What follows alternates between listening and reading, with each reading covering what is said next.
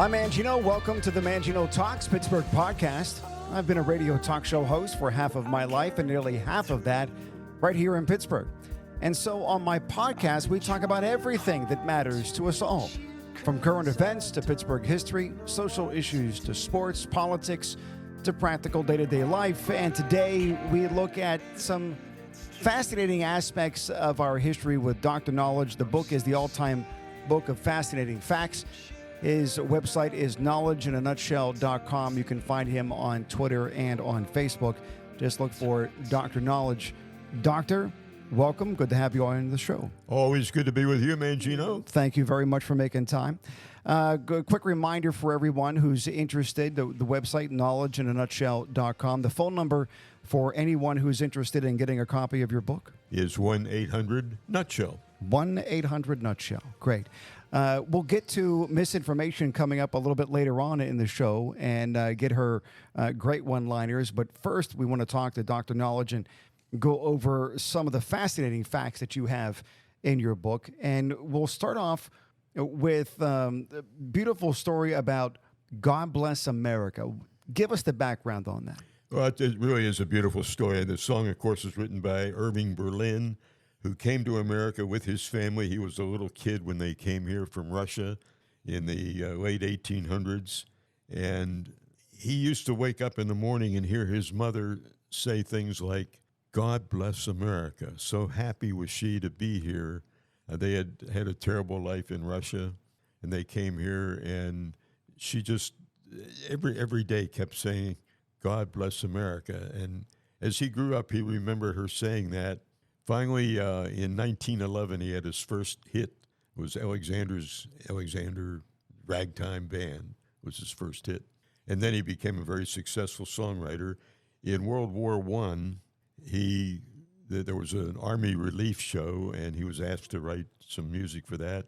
And so he wrote a song and was thinking about his mother, and by now he was a successful growing-up songwriter, but he still remembered her saying all during the day, especially when he woke up in the morning, "God bless America," she would say. So he made that. That was the inspiration for the title and the song itself. So he wrote this song for this Army relief program, and he called it "God Bless America," named after his mother. And then a curious thing happened, Mangino.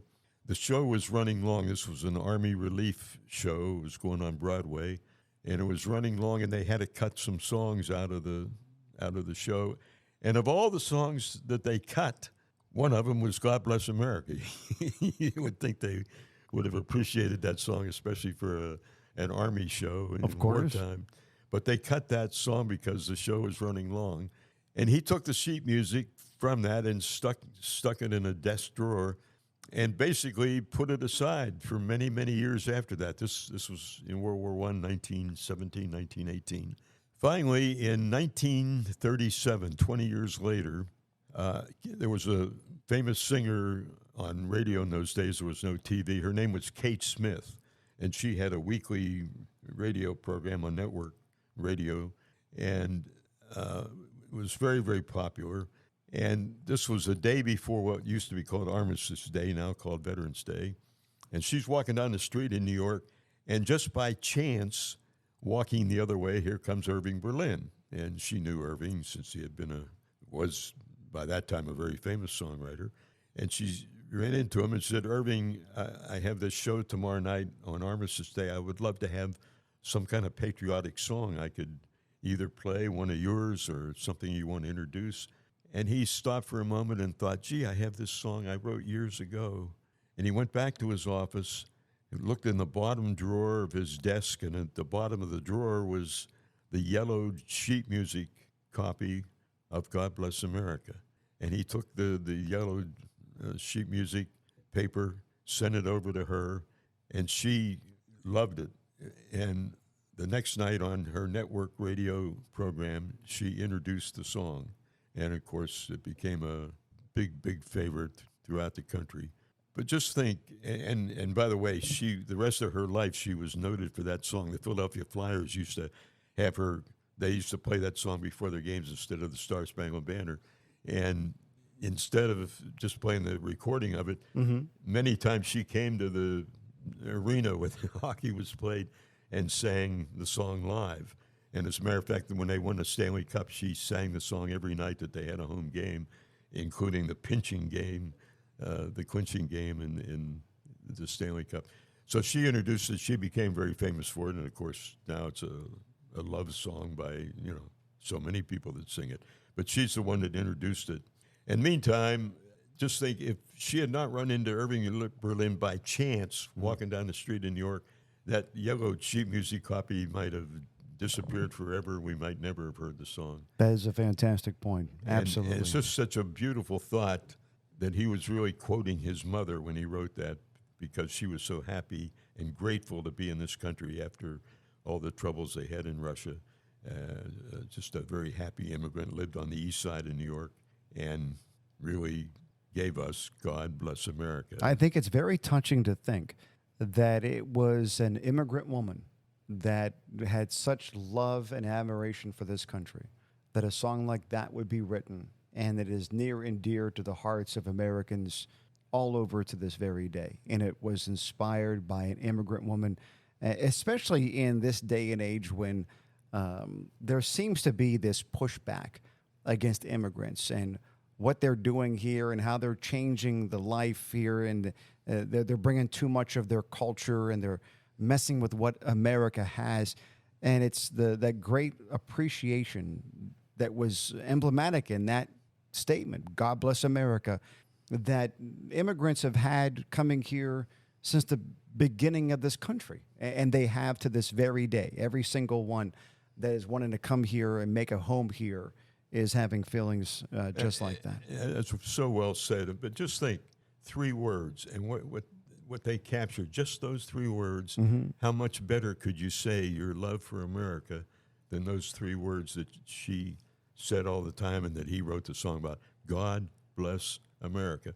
What better? How better could you say that? Very well said. Great point. Absolutely. We've had presidents that have faced assassination that have survived. Others, obviously, that their lives have been taken. And most of the time, almost exclusively, it's men who are the assassins. But there was one president who faced an assassination attempt, and it was by a woman. What's the story here? Yeah, it's the only time that's ever happened, by the way, that a woman tried to assassinate a U.S. president. Of all the assassination attempts we've had, they've all been by men, except for one president, and that was, of all people, Gerald Ford, who was, not, I wouldn't say he was unpopular, he wasn't. But in any case, that's the only time a woman ever tried to kill a president. And it was Gerald Ford, and not only a woman, but 2 women in the space of a couple of weeks tried to assassinate Gerald Ford. I don't know how many people remember that. This is in the mid-1970s, and Gerald Ford was he was president then. He was coming out of a hotel in Sacramento, California, after giving a speech, and a woman named, what was her name? Squeaky Fromm, Lynette Squeaky Fromm, who had been in the Manson gang, and he had gone to prison, and she vowed to carry on his work. And part of that was to assassinate a president or a famous person in American government. And as he was coming out of the hotel, she had the weapon, held it up, and fortunately a Secret Service man standing nearby saw her pull out the weapon, and he reached over and hit her arm and pulled the gun out of her arm and just missed trying to shoot Gerald Ford that closely. And then incredibly, 17 days after that, Ford was back in California. He was giving a speech in San Francisco and again was coming out of a hotel. This seems almost, unbelievable, but this happened again when another woman by the name of Sarah Jean Moore, who had been in the FBI, she had been in counterculture groups, then joined the FBI. The FBI, knowing that she knew what was going on, had recruited her, and she was working for the FBI, and her former people that she worked with turned on her and wanted to do something bad to her, so she wanted to prove to them that she was still friendly with them. So she got the idea of trying to shoot a president to prove that she was still with her old friends, even though she was now with the FBI. Let's be honest about something.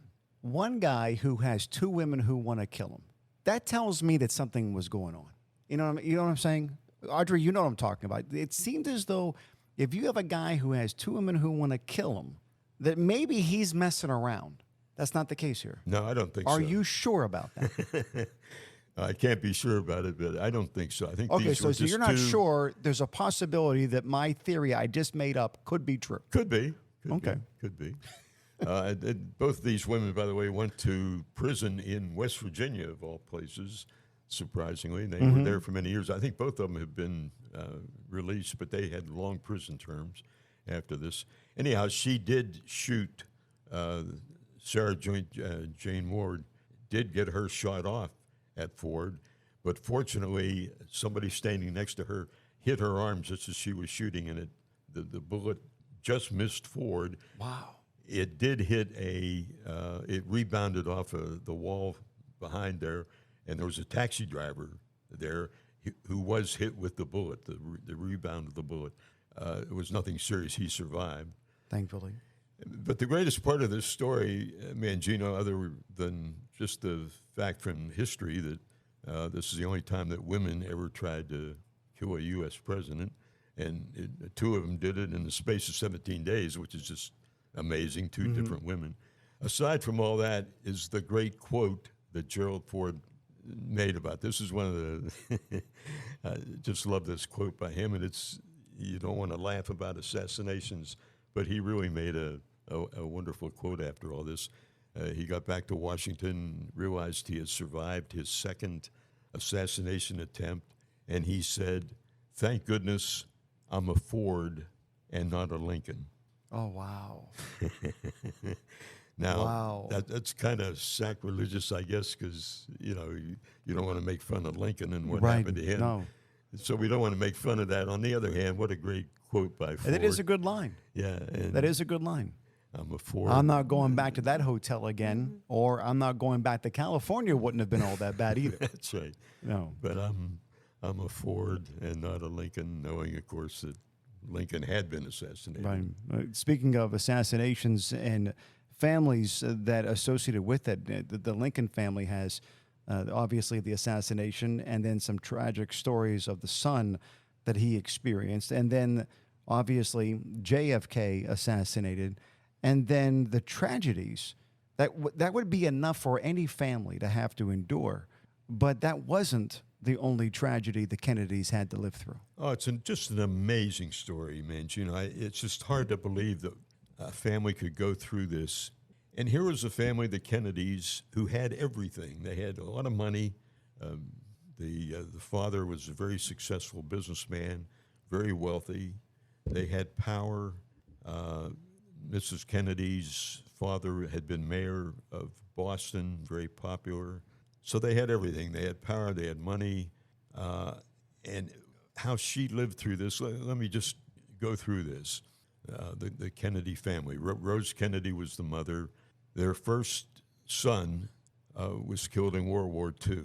The second child was a woman who had mental problems her entire life, was in a mental institution for most of her life. She had a failed lobotomy when she was 12 years old and really was mentally ill the rest of her life. She lived quite a long time. That was the second child. The third child was a woman who was killed in a plane crash in 1949. The next child was John Kennedy, who was shot and killed. The next son was Robert Kennedy, who was shot and killed. Now, can you imagine that? Of their first five children, all killed early in life, and one being in a mental institution. And then that wasn't the end of it. The grandchildren that Rose Kennedy had, one was killed skiing, ran into a tree skiing. Another one had a leg removed. He had an infection on his leg. And John Kennedy's son was killed also in a plane crash on his way to their home on the island there. So meantime, Rose Kennedy, the mother, lived through all this, and she lived to over 100 years old. Can you imagine that? She not only survived all this, but she had one of the longest lifespans you could possibly have. Right. I'm not sure. I think it was either 103 or 104 when she died. And Poor woman. the one thing that helped her, she always said she had a priest that called on her every day just to try to help her. They were big contributors to the Catholic Church, of course, and she credited the church with. But imagine going through all that. This mother seeing all Terrible. her children either being killed prematurely, dying prematurely, or being in a mental institution, living through all that and surviving herself to over 100 years. That was just an amazing story. It is. I know my grandmothers each lost a child, one at a younger age at 17, 18. Another was in his mid-50s at the time that he passed. And that was enough to forever alter both women for the rest of their lives. Yeah. And that was the great tragedy that they experienced. Imagining what Mrs. Kennedy went through, and just sorrow upon sorrow, grief upon grief, and nothing ever seems to ever come to an end. And it's just, what more could possibly happen to this poor lady, and then to live to 100 plus years, remarkable. It truly is. Let me get to this. There's a state that has the wrong name. Yeah. How about that? I mean, that's a pretty bold statement to say the state's not named the right name. And, Now, why are you so confident it's the wrong name? well, do you want to know the state? Well, I want to know why you think. Well, I have to tell you the name of the state because Okay. that's the story. All right. It's the state of Rhode Island. Rhode Island is not an island. It's on the mainland. Right. So, okay, so since it's not an island, why is it named Rhode Island? Well, there are a couple. Nobody knows really why. Okay. There are a couple of theories. One is that there was before the United States was made into a nation, before all the states came into being, all the area in what is now the United States, all that area had states. Much of it was still unpopulated land. There was one of the boat captains thought that the part of Rhode Island that he saw as he sailed by it in the early days when people used to come here by sea, he thought it looked like the island of Rhodes, like the coastline of the island of Rhodes. That's one theory, so he named it Rhode Island, not knowing it wasn't an island. He just saw the coastline. Another theory was that a Dutch explorer thought it looked very much like a part of the Netherlands, and he called it Root Eland in the Dutch language, which translated into Rhode Island in English. Okay. But nobody knows for sure why it's called that, but it is the wrong name because it is not an island. There are some islands off the coast of Rhode course. Island, but the island itself, the vast majority of the land of Rhode Island is right on the mainland. It's certainly not an island. Well, you would think that they would you fix can this. drive into it from Maybe just call themselves Road yeah, instead of the to whole take island off the thing. word island. Eventually, you'd think somebody would get it right. But it's lasted all these years, and nobody much thinks about it. There's another state that you might put in this category, and that's New Mexico. New Mexico really has nothing to do with Mexico, and it's not New Mexico. It got its name because originally it was part of Mexico before it became part of the United States. Okay. So you could say it's a little bit wrong name because it's not New Mexico. It's part of the United States. Right. No, I get what you're saying. I get that one. But really, Rhode I'm Island, definitely with you on the Rhode Island. yeah. There's no question that's a wrong name. I would move out of that state just out of humiliation and deny I was ever from there. No wonder why there are so few people who live there. It'd be interesting to hear from some people from Rhode Island to see what they think about See their if they can state's name. defend themselves. Yeah. Yeah. If you can, give Doctor a call. What's the phone number, Doc? 1-800-NUTSHELL. 1-800-NUTSHELL. Be Explain glad to hear from him this whole Rhode Island thing. The next time I have him on, we can get it all squared away. Misinformation is with us. Now, we have been waiting now for a good 20 minutes for the one-liners. And I understand you have 3 of them for us, as you have in every episode. What do you have? Why couldn't the dog bark? Why? He was a hush puppy. That's good. What did one earthquake say to another? I don't know. It's not my fault. And I love this. What did the lawyer name his baby daughter? Sue. Good one, too. Isn't that a good one? Look at that. You had 3. You brought it strong with all 3. I appreciate that. That's my pleasure. That's the way it's supposed to be. Misinformation joining us, Dr. Knowledge. Doctor, if anybody's interested in finding out more about you and the book, what do they do? Well, we have a nutshell. We have a website called Knowledge in a Nutshell, and you can see the book there and read a lot of things. There's some also discounts if you want to get more than one for gifts. That's knowledgeinanutshell.com. And the name of the book is The All-Time Book of Fascinating Facts. Maybe we ought to send some up to Rhode Island. They should definitely get a couple of these. That the phone story's number, in the book. One more time. Phone number is 1-800-NUTSHELL. 1-800-NUTSHELL. Thank you, Doctor. And thank you for listening to the show. Please be sure to click the subscribe button so you don't miss an episode.